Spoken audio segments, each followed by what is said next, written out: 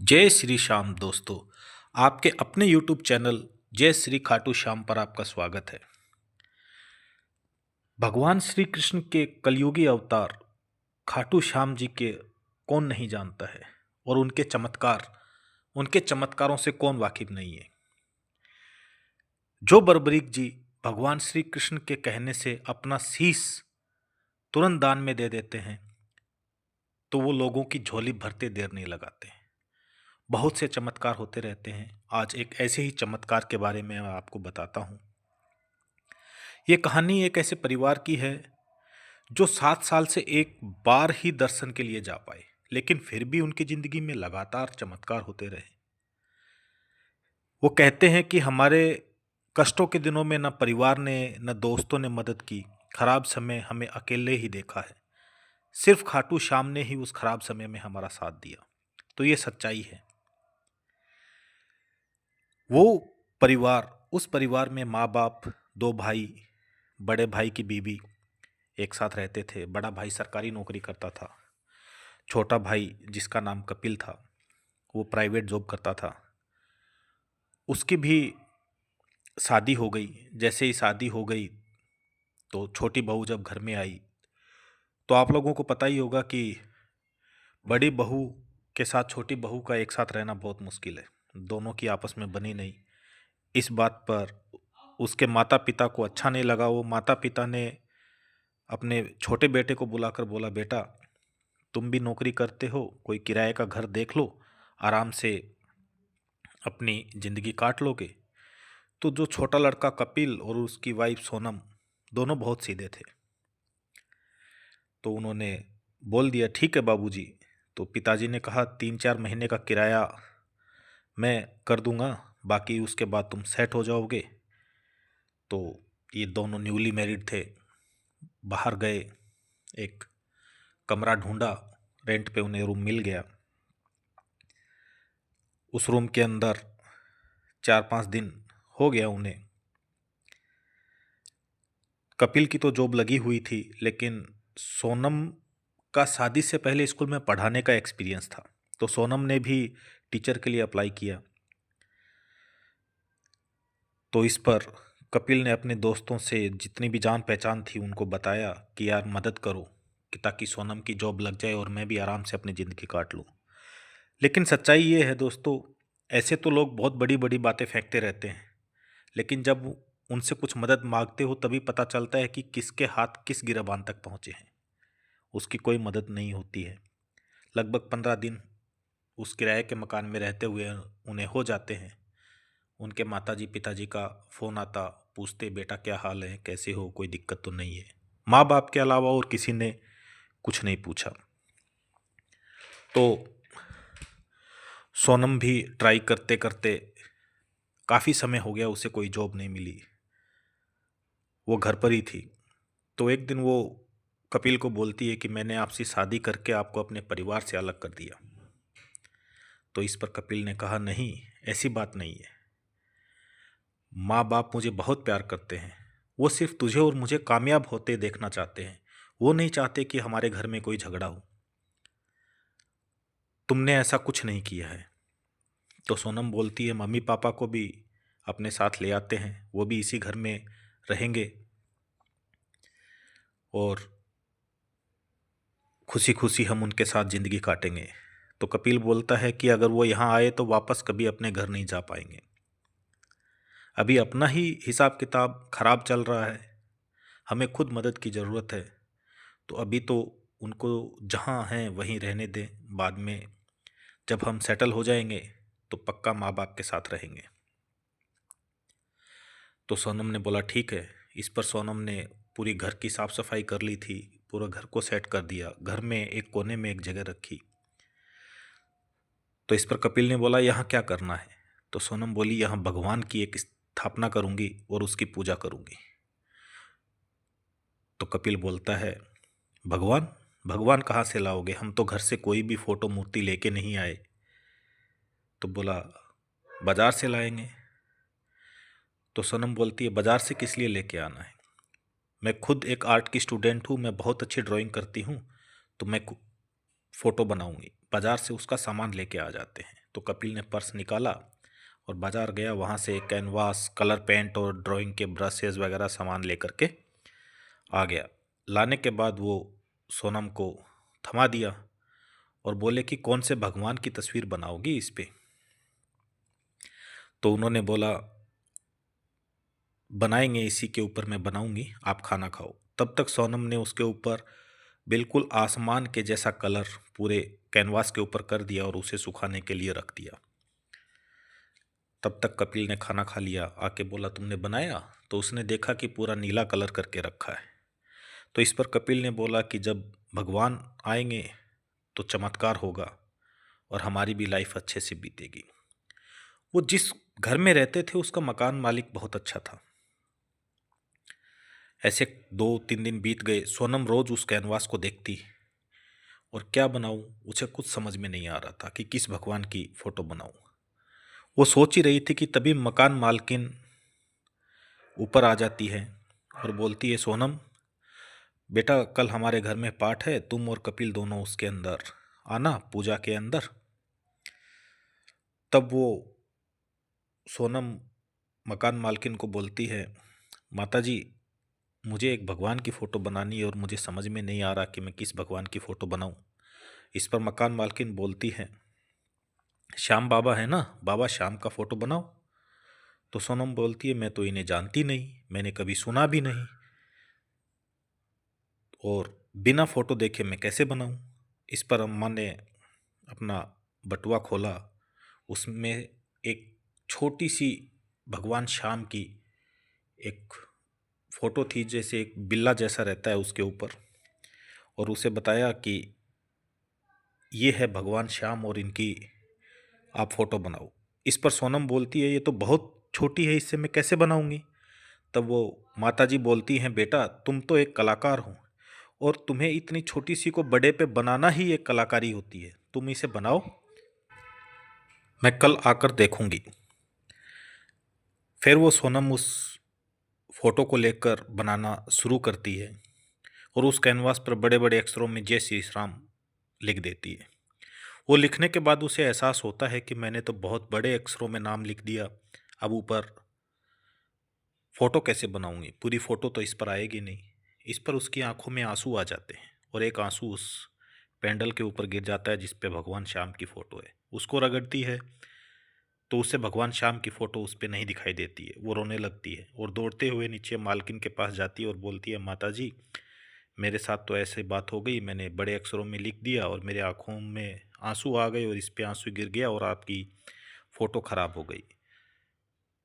तो मालकिन बोलती है, बेटा ऐसा कुछ नहीं है, देखो इसके ऊपर एक तरफ फ़ोटो है और एक तरफ नहीं है, तुम जाओ और बनाओ। जब वो सोनम वापस आती है तो देखती है उस कैनवास के ऊपर से जो जय श्री श्याम लिखा हुआ था वो मिटा हुआ रहता है, बिल्कुल कहीं कोई दाग धब्बा भी नहीं रहता है।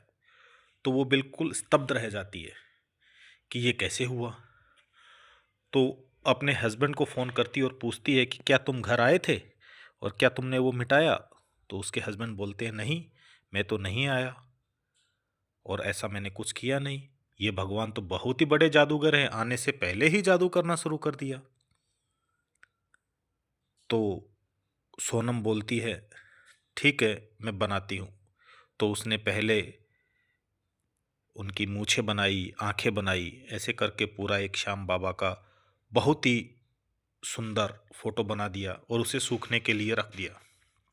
तभी उनके हस्बैंड का उसके पास फ़ोन आता है कि आज एक सरप्राइज़ है, मैं आकर तुम्हें वो सरप्राइज़ दूंगा। तो उसका हस्बैंड एक पेस्ट्री लेके घर पहुंचा और उस पेस्ट्री को अपनी वाइफ को देते हुए बोला कि आपके इस भगवान की फ़ोटो मुझे कुछ अधूरी लग रही है, इसमें मोरपंख और बांसुरी नहीं है। तो सोनम बोलती है, ये भगवान श्री कृष्ण नहीं, भगवान श्याम है। इस पर उसके हस्बैंड उनको गूगल करके देखते हैं और उनके चमत्कारों के बारे में उन्हें पता चलता है। तब वो बोलते हैं कि इन्होंने तो घर आने से पहले ही चमत्कार कर दिया।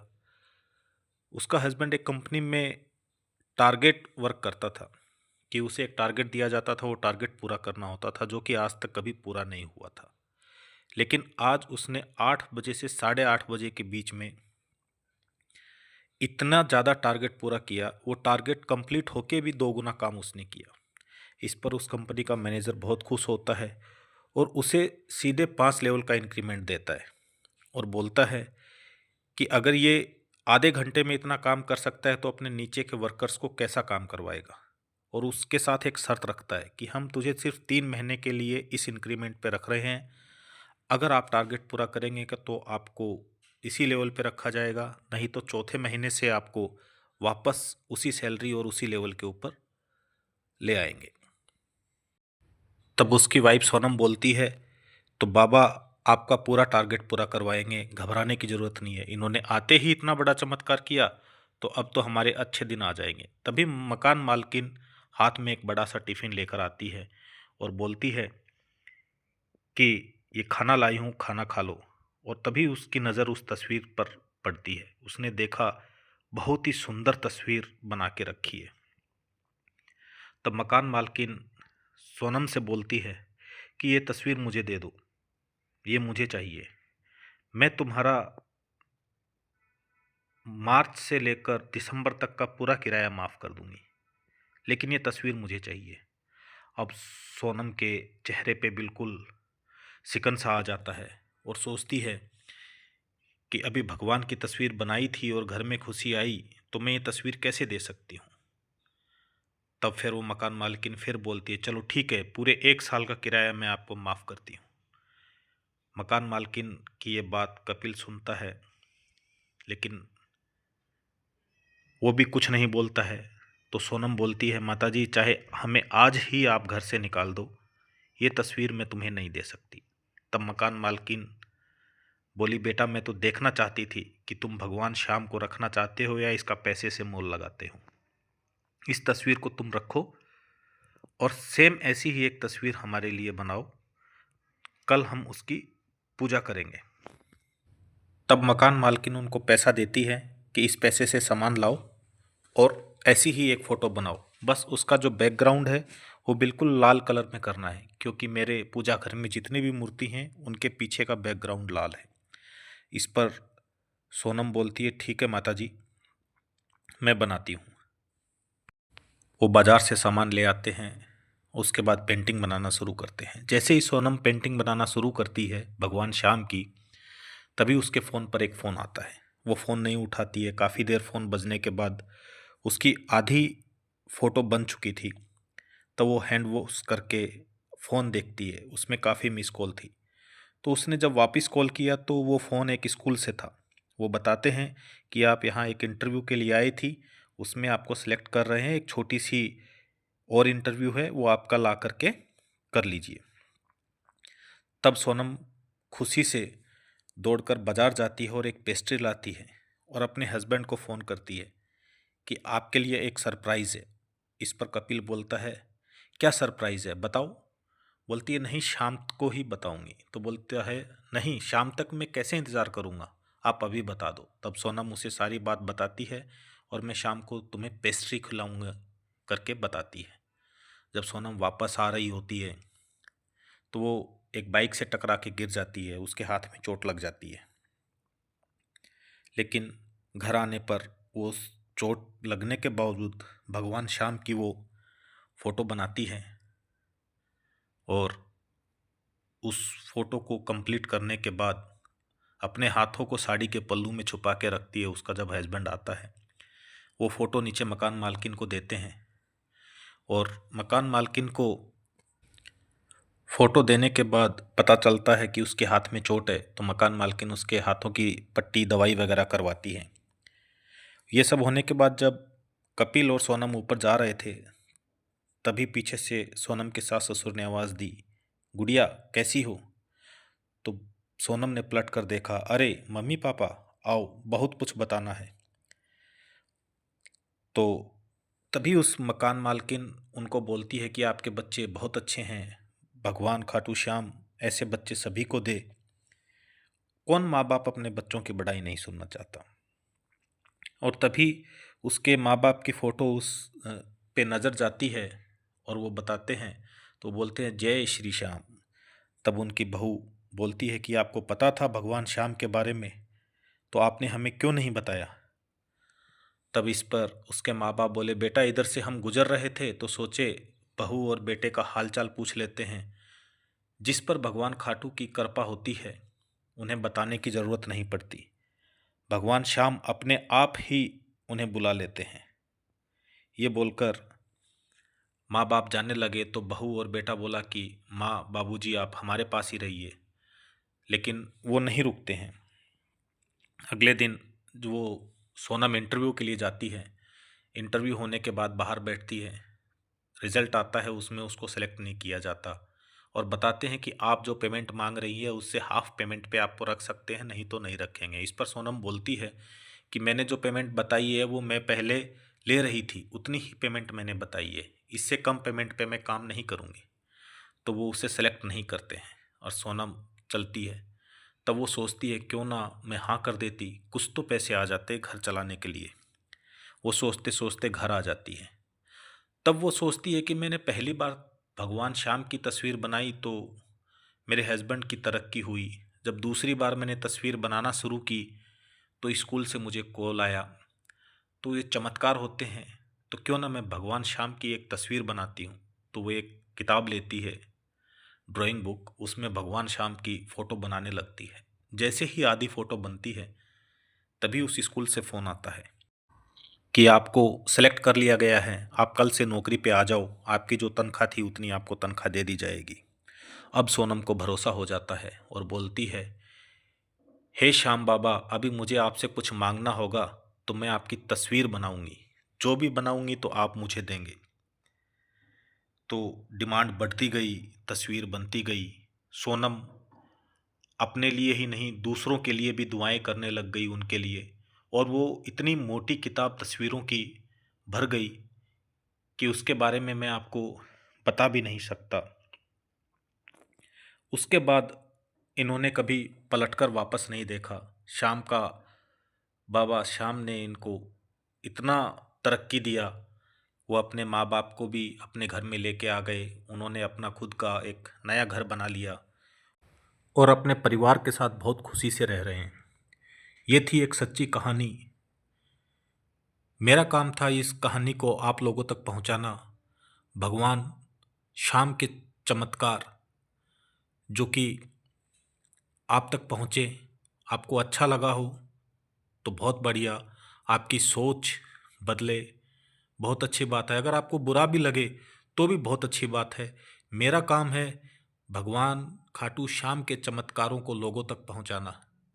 बाकी आपकी सोच है। अगर आपके आसपास भी ऐसा कोई चमत्कार हो और आप मुझ तक शेयर करना चाहते हैं तो कमेंट बॉक्स के अंदर अपना नाम और मोबाइल नंबर लिख दीजिए। मैं आपसे संपर्क करूंगा और उस कहानी को हम लोगों तक पहुंचाएंगे। बाकी आप मुझे सपोर्ट करते रहिए। भगवान श्याम सबका भला करेंगे। जय श्री श्याम।